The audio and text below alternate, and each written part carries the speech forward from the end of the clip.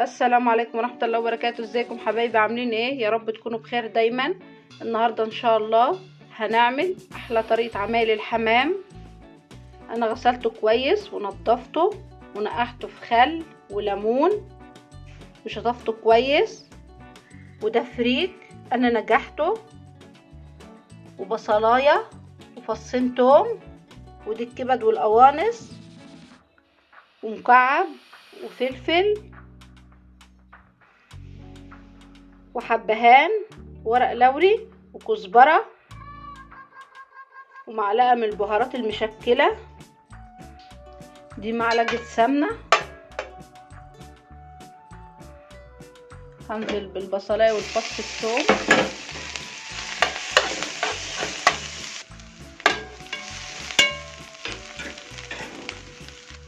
هنزل بالفريك،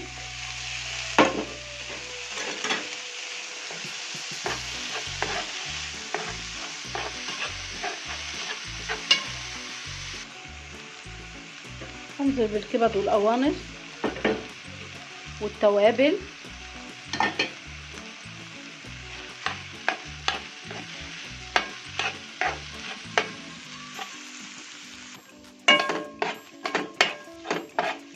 كده خلاص طفيت عليه.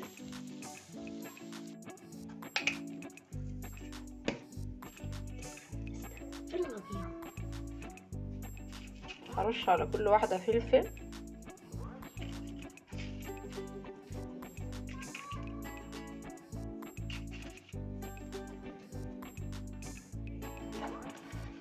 كده حطيت احشي الحمام، هحشيه كله واوريكم بعد ما اخلصه. كده بعد ما حشيته كويس، معايا ورق سلوفان عشان كل واحده الفها فيها.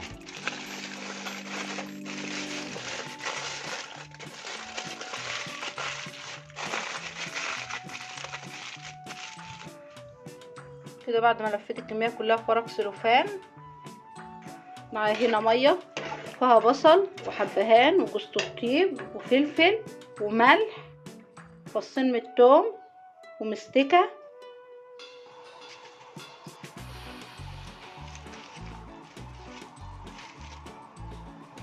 هغطي عليه لحد ما يستوي.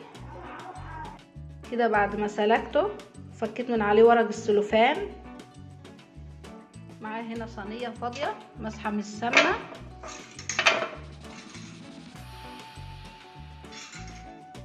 لان انا هدخله تحت الشوايه يحمر كويس، مش هحمره بزيت ولا بسمنه.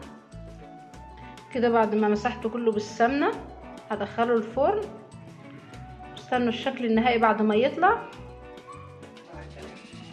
كده الحمام الجميل بتاعنا بعد ما طلع من الفرن، الله على الريحه وجمالها، مش قادره اوصف لكم. طبعا ريحته جميله، جربوا وقولوا لي ايه رايكم.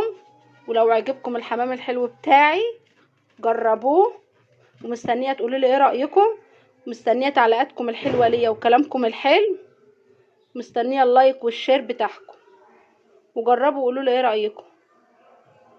مع السلامه.